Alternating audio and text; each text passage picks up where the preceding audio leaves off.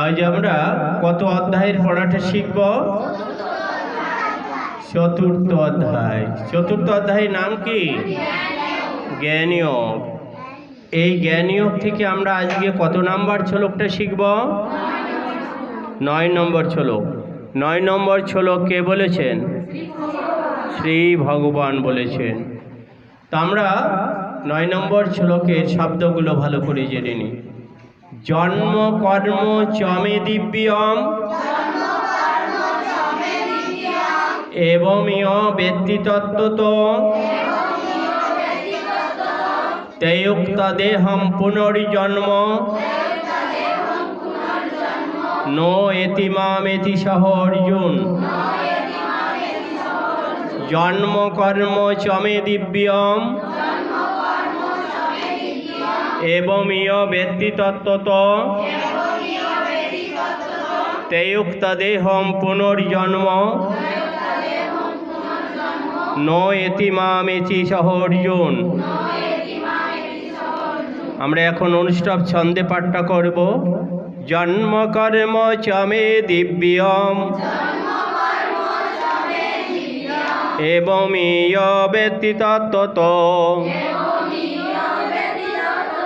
তেয়ুক্তা দেহম পুনর্জন্ম নো এতিমামেতি সহ অর্জুন। জন্ম কর্ম চমে দিব্যম এবং বেত্তি তত্ত্বত তেয়ুক্তা দেহম পুনর্জন্ম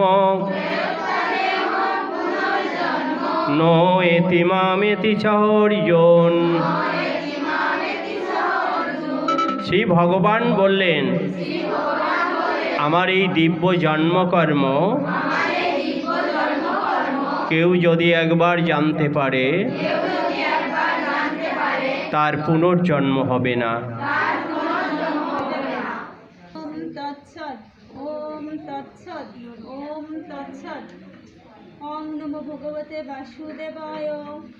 শ্রীমদ্ ভগবদ গীতা চতুর্থ অধ্যায় শ্লোক নং 9। জন্ম কর্ম চমে দিব্যম এবং বেতি তত্ত্বত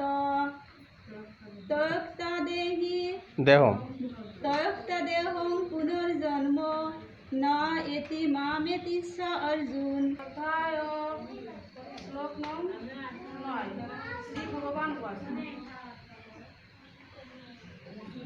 জন্ম কর্ম চমে দিব্যম এবং বেতি তত্ত্বত এবং তেয়ুক্তা দেহম পুনর্জন্ম ন এতি মামেতি স অর্জুন।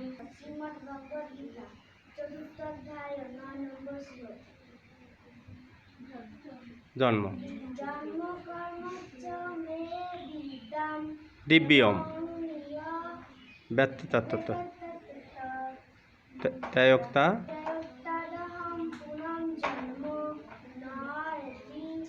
মাম এতি সহ অর্জুন।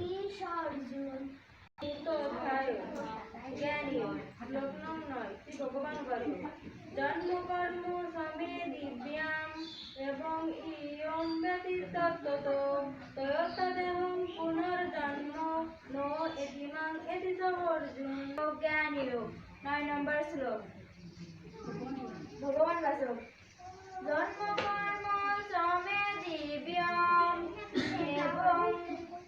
এবং ব্যক্তি তত্ত্বত তয়ক্তা দেহম পুনর্জন্ম নো এতিমাং এতি সহ অর্জুন।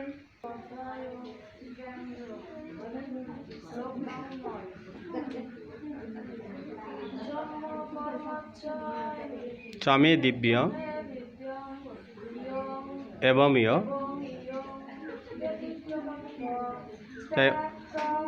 দেহ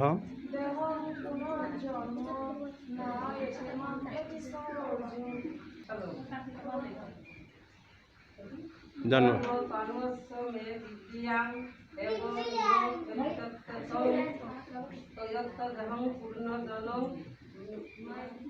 এবং সহজ।